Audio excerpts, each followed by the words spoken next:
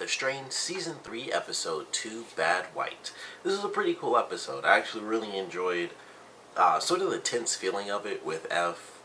Really, the whole episode is F kind of freaking out about his son, and, you know, it picked, well, obviously not right after the last episode, but it picks up after the last episode, like a normal next episode would. And we get to see this sort of weird journey with F where he finally goes to talk, and we actually get a specific time, because I mentioned in the premiere, it seemed like it had almost been like a month, or like, you know, it seemed like it had been like a couple of weeks, and they're like, oh, the military's coming in, and we're working on the virus and stuff, and then they talk about it, and it's like, oh, it's only been like a week since that happened, which, I guess when it's a post-apocalyptic sort of deal, you do kind of fast-track stuff, so it kind of makes sense that a lot of stuff could happen in 7 days, but we find out that, you know, F, when he finally does go to see Satrakian and Fett, that he hadn't seen them for about a solid week. Like when they split up during the finale, that was kind of it, and they hadn't seen each other after things kind of, you know, went crazy. So he didn't even know that, he didn't actually know that they had the Lumen. So that, you know, they're talking about it, and then they kind of have the cut where it starts with him saying like 300 and whatever $1 million, and Dutch is like, yeah, or Fett, sorry, it was like, yeah, it kind of got a little heated. So, you know, they kind of come together, they share their information, and, you know, it was a pretty good episode for reveals. I think this is a pretty sweet one because not only do we have, it was either reveals or, you know, well, I guess technically at the end it was kind of a reveal as well when Alf was actually confronted by Quinlan, but it was a cool little episode for certain little, you know, reveals in different areas of this episode, because we have Satrakian, who has his little secret revealed by Palmer. So Fett figures that one out. He's like, oh, you know, because he was like, oh, that's ridiculous. Like, he figured out how to, you know, use the white to survive. And so when Satrakian's like, you know, what if I have figured that out? Fett was a little freaked. He had like a weird look on his face, like, that's insane. I never would have thought that. It's like the last person you would expect. So that was a cool little moment. We of course have Palmer in general, who is flat out dying. And I mentioned in the premiere when they have the whole promo thing where it's like, this is what's happening this season, there's a scene where he like comes back to life. So now I'm kind of wondering if that does end up happening because Satrakian gives him that formula. And I'm really curious now how this is going to play out, because I thought for sure he lost the woman that he loved. They literally, you know, ripped her heart right out of her.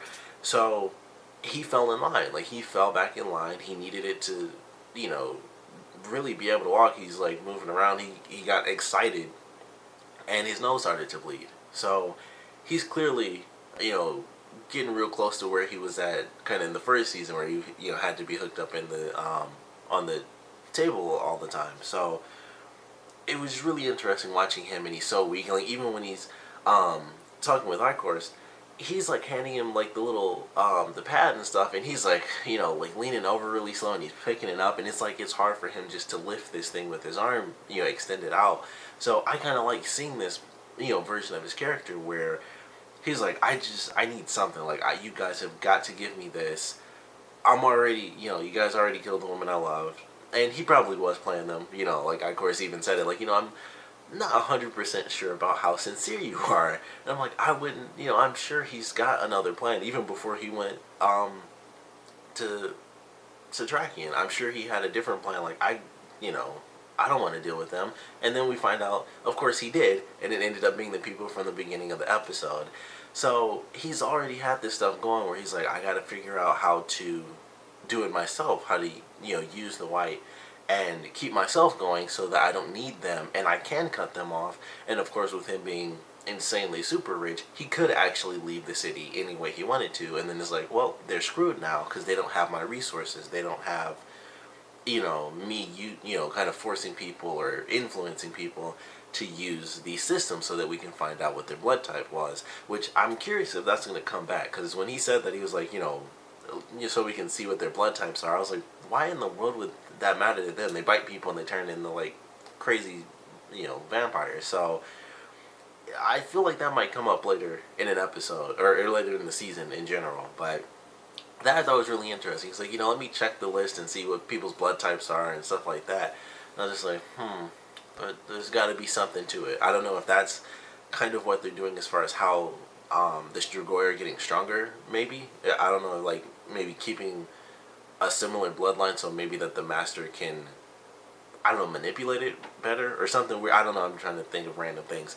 But I thought that was something that, it could be nothing, it could have just been a random thing. But I feel like there has to be a very specific reason for that. So I'm kind of excited to see where that goes. But I thought that was really cool. And then, of course, when they have the meeting at the end, I'm kind of excited to see where that goes. And Satraki and Fett decide, well, we can at least manipulate them.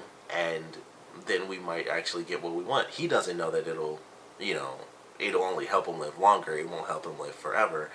But we don't have to tell him that just now.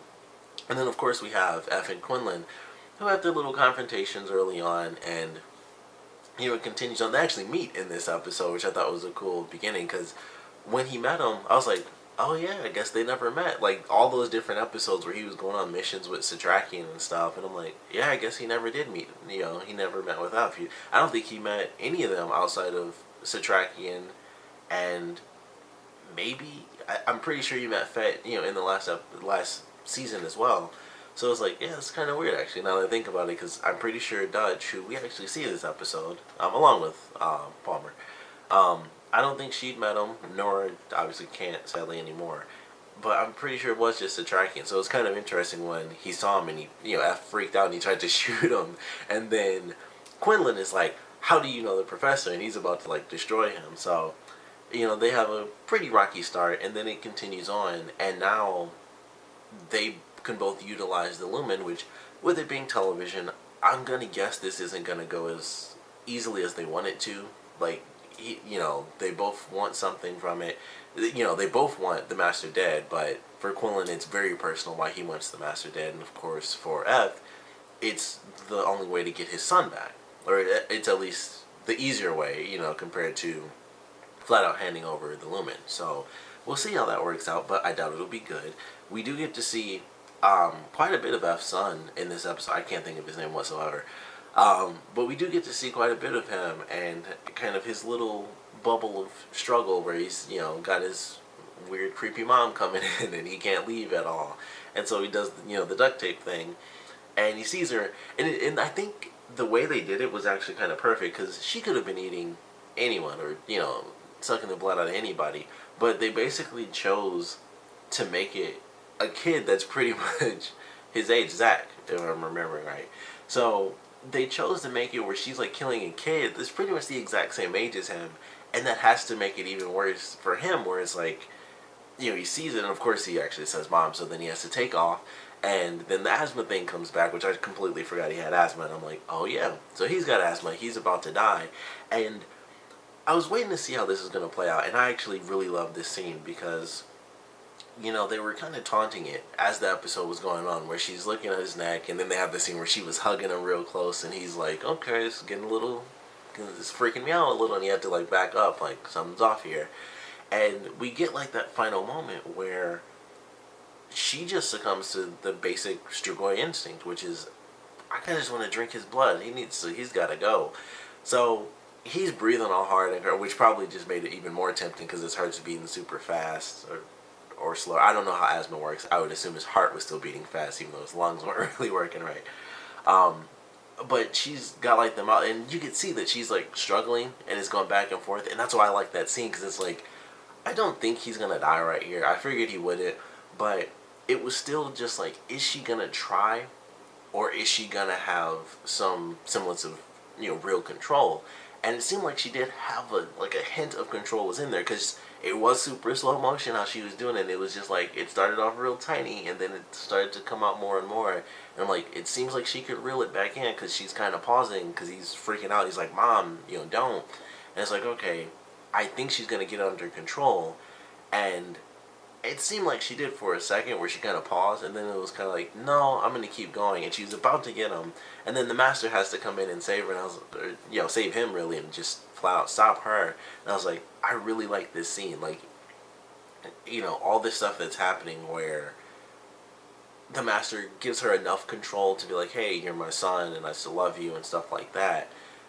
Even with that bit of control, she still has the instinctual Strigoi side, and I kind of love that. And it was like, this was the moment where, her motherly instinct just didn't work anymore because she has this supernatural element to her now, and that clearly, is taking over more. But the master is the be all end all because he was like, nope, and he, kind of pushed her aside, and he just does like the little, flick with his fingernails and puts a couple drops in Zach's mouth, and it stops him. At least temporarily. I was kind of curious. I was like, it was kind of just like he saved him in that moment. But I was super curious. Like, did he like cure him of asthma, or what's the deal with that? Because what the stuff they do with Palmer, where he was dying in the first season, and is like he was rejuvenated and stuff. I'm like, is he at least temporarily cured of asthma at this point? Like, is that something that they can do for especially with it being as minor, compared to Palmer at least. Palmer was like basically on his deathbed, and Zach just has a little bit, had some asthma.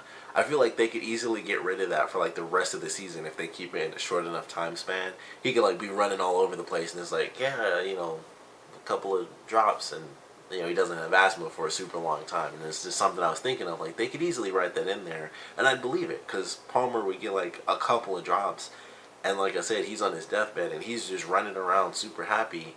So I think in this regard, it's a simple little thing with him having the asthma. But if they kind of do the escape thing where, if they put him in a different room and he finds a different way out, he could actually take off, and him running a bunch wouldn't actually have any effect on him as far as his asthma, because it would at least be temporarily cured. So don't know if they'll go that route. We kind of just have to wait and see. But I thought that was just a random little thing that kind of caught my attention, and I was like, I feel like, just like with the blood type thing, I was like, I feel like this could actually have an effect on a future episode where if he manages to escape again, he could just bolt. If everything doesn't have a bunch of chains and padlocks on it, because that's why he kept getting stopped. Everything was just like, it was like the first door was padlocked, the second door was like chained and padlocked, which I was kind of annoyed by that. I was like, he clearly saw that. No one would not see that giant rusty chain with the padlock on it.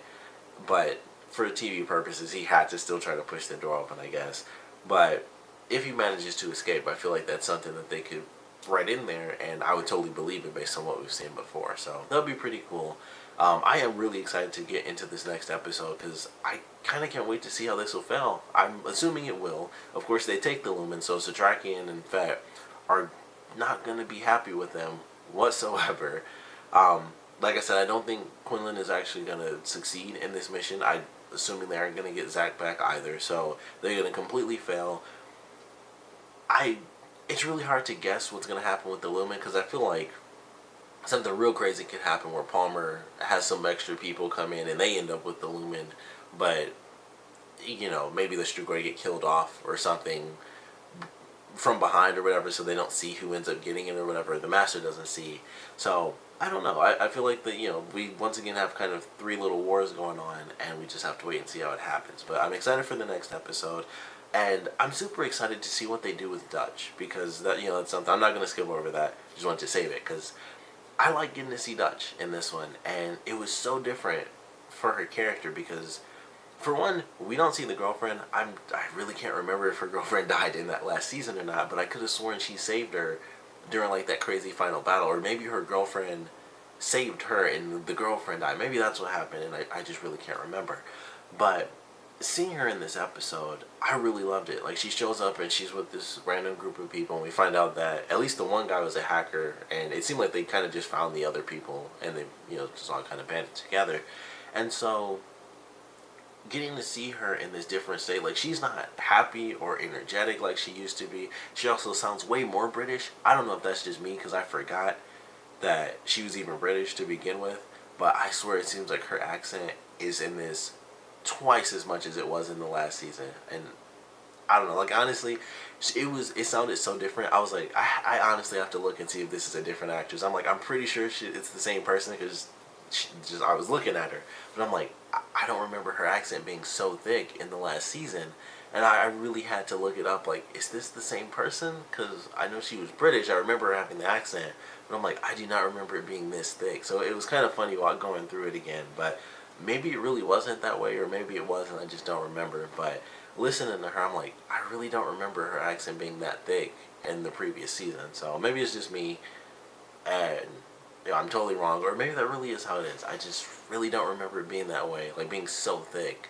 as it was in the past 2 seasons when she was in the first season either. But I loved her little journey in this episode where she goes with the people and they go up into the apartment and everything, and it's like, all right, open up the blinds and everything, which is super convenient that it happened to be on the remote, because I thought, oh, they have to manually do it, and maybe someone will get caught when they go around the corner to lift a random blind or whatever. It was like, nope, we lift all the blinds up, push up a button.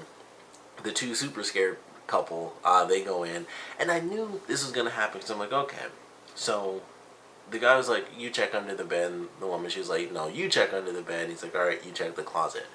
So he bends down, just everything that he did, I was like, if there is one, he's toast. Because I was like, there probably won't be one. I thought maybe it'll come from a different location, won't actually be under the bed. And so then he looks, and as soon as they did the sound effects, I was like, yeah, he's toast. And he's like looking, and then boom, it hits him in the neck, and I was like, I knew, as soon as he bent down, I'm like, everything he's doing is a stupid way to do this. This thing shoots, like, they shoot their throats out, basically, to get you in the throat. And he's just gonna, like, bend down for a second and look under the bed, and I was like, this is so stupid. But of course, he ends up dying.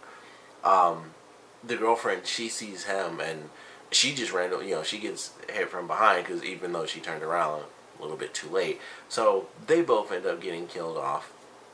And Dutch has to go in. She blows the one Strigor's head off, and she had amazing aim with the second one for the one that was under the bed, where she actually shot the tentacle. I was like, man, that's some insane accuracy. Even though it was a fairly close range, they're probably like this thick, which is still not a big mark, and plus they move. So I was just like, that's actually some crazy accuracy.